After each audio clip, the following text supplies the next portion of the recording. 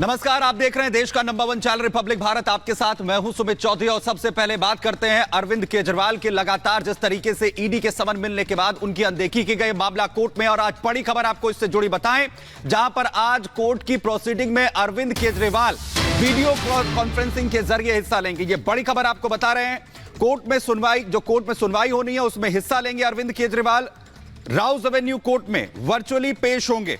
Court ने पेश होने का जो समन है वो यहां पर भेजा था। दरअसल आज विधानसभा में विश्वास मत पर चर्चा भी होनी है और इसी को लेकर लगातार आरोप लगा रहा है विपक्ष कि जो विश्वास मत लाना है वो सिर्फ एक बहाना है, कि दरअसल गिरफ्तारी जो है वो यहां पर टालनी है। और बड़ी जानकारी ये कि आज कोर्ट की जो सुनवाई में हिस्सा अरविंद केजरीवाल वीडियो कॉन्फ्रेंसिंग के जरिए यहां पर लेंगे। और इसी खबर पर हमारे सहयोगी हमारे साथ जुड़ गए हैं। राउज एवेन्यू कोर्ट के बाहर से इस वक्त हमारे वरिष्ठ सहयोगी अखिलेश हैं और केजरीवाल के घर के बाहर से दीपेश हैं। सुजाता भी हमारे साथ लगातार बनी हुई है। सुजाता, राउज एवेन्यू कोर्ट के बाहर इस वक्त आपकी मौजूदगी है। खबर जानकारी ये मिली है कि अरविंद केजरीवाल जो है व्यक्तिगत तौर पर कोर्ट में पेश नहीं होंगे, लेकिन वीडियो कॉन्फ्रेंसिंग के जरिए उनकी पेशी आज हो सकती है। इसको लेकर और क्या जानकारी?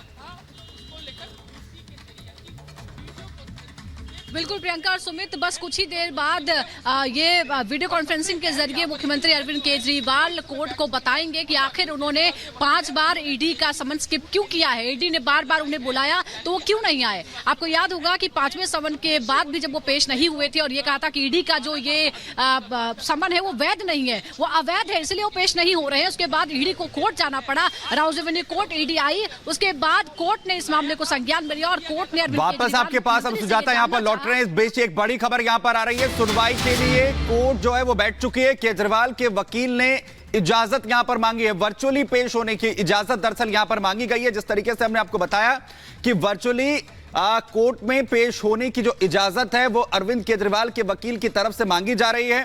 कोर्ट ने दरअसल पेश होने के लिए कहा था और समन जो इसके लिए किया गया था कोर्ट की तरफ से। विश्वास मत जो है वो आज अरविंद केजरीवाल की सरकार की तरफ से जिस तरीके से लाया गया, इस पर चर्चा होगी और इसी को लेकर आरोप भी जो है वो दूसरी तरफ विपक्ष यहां पर लगाता हुआ इस वक्त नजर आ रहा है।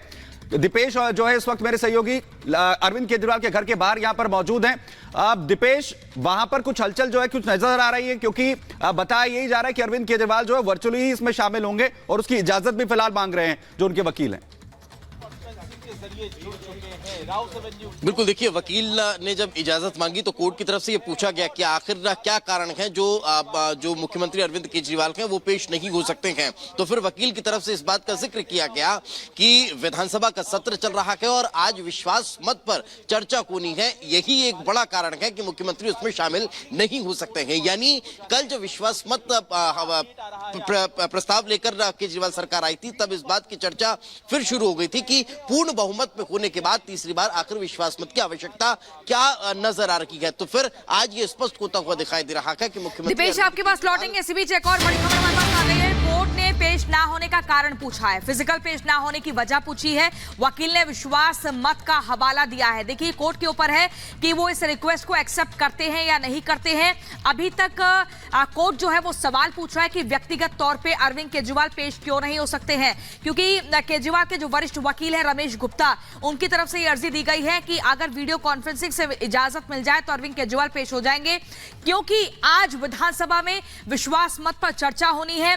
आपको बता दें, कल विश्वास मत जो है वो लाया गया था, चर्चा के लिए आज का दिन चुना गया था और ऐसे में बीजेपी के जो 7 से 8 विधायक हैं उनको यहां से सस्पेंड भी किया जा चुका है। 62 विधायक हैं केजरीवाल के, जिनको लेकर विश्वास मत आज जारी होना है, साथ ही चर्चा होगी।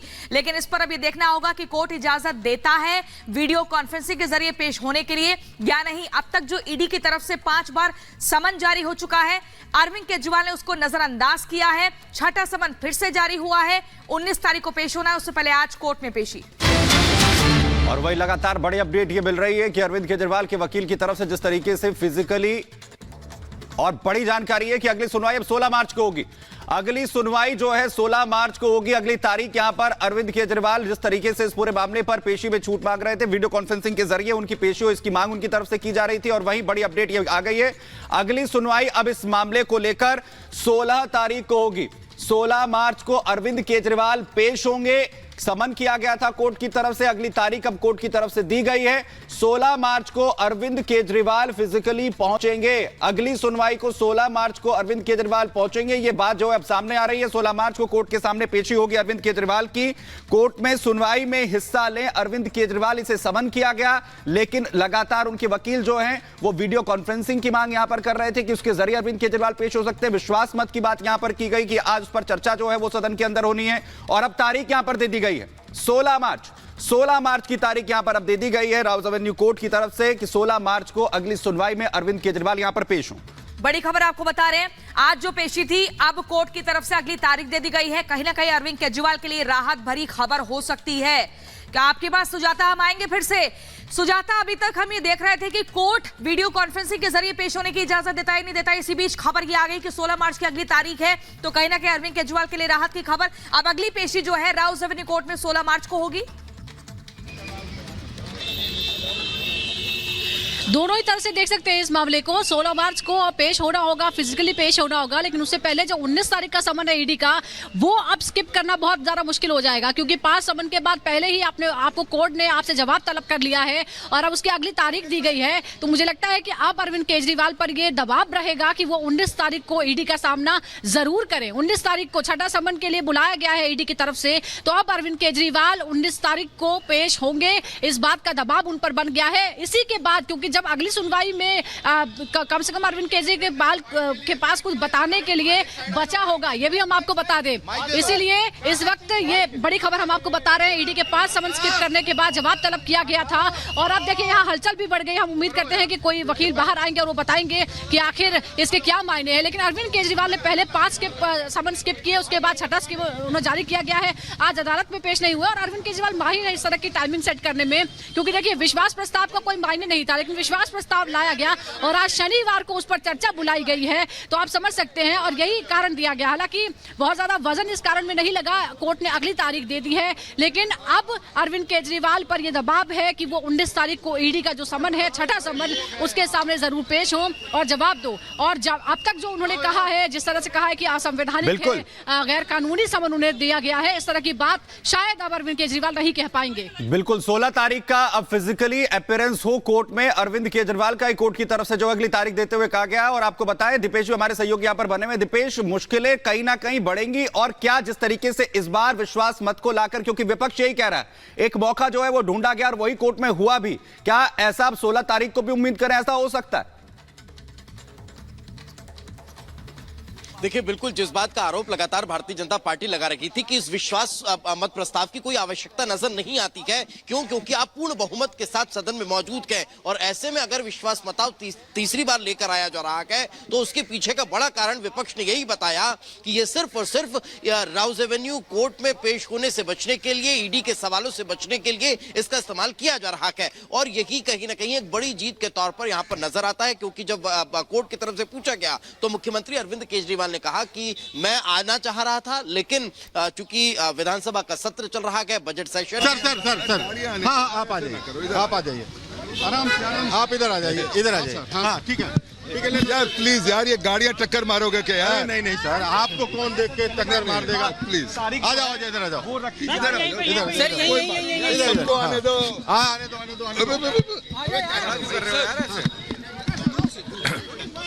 यार मुंह में क्या छोड़, आराम से डिस्टेंस मेंटेन करिए सब, डिस्टेंस मेंटेन प्लीज। चलो पीछे हो जाओ। आज के लिए केजरीवाल जी को समन सर्व हुआ था कि उनको कोर्ट में अपीयर होना है, बिकॉज ईडी का एलिगेशन था कि 174 आईपीसी का उन्होंने वायलेशन किया है, जिसमें 1 मंथ की मैक्सिमम सजा है। आज हमने उनके ब्याह पर कोर्ट में वकालतनामा लगाया और कोर्ट को रिक्वेस्ट की कि उनको आज के दिन पर्सनली एग्जम्प्ट किया जाए, क्योंकि बजट सेशन है और ट्रस्ट मोशन है, और उनको वीसी के थ्रू वो अपीयर हुए। जज साहब ने हमारी रिक्वेस्ट को मान लिया और जो एएसजी थे उन्होंने बड़ा फेयरली कंसीड करा और कहा कि कोई उनको आपत्ति नहीं है कि आज उनको पर्सनल एग्जम्पशन से दे दी जाए। मेरी इंस्ट्रक्शंस ये थी कि अगली डेट पर केजरीवाल जी पेश होंगे और जमानत कराएंगे और उसके बाद जो प्रोसीडिंग होंगी वो चलेंगे। कोई एप्लीकेशन मूव की गई है सर? नहीं, आज सिर्फ एग्जाम्शन एप्लीकेशन मूव करी गई थी 205 सीआरपीसी के तहत। 16 तारीख को हमारी इंस्ट्रक्शंस ये हैं कि अगर सब कुछ ठीक रहा तो केजरीवाल जी व्यक्तिगत रूप से पेश होंगे 10:15 बजे। सर, ईडी ने 19 तारीख का भी नोटिस दिया हुआ है, क्या 19 तारीख को केजरीवाल जाएंगे? मुझे इसके बारे में कोई जानकारी नहीं है। Thank you sir. Okay, done, भेजो। ये ले लो। तो राउज एवेन्यू कोर्ट से ये आपने सुना, जो वकील हैं उस साफ तौर पर ये जानकारी दे रहे हैं कि 16 तारीख को फिजिकली अपीयरेंस जो है सब कुछ ठीक ठाक रहा तो अरविंद केजरीवाल पहुंचेंगे सुजाता।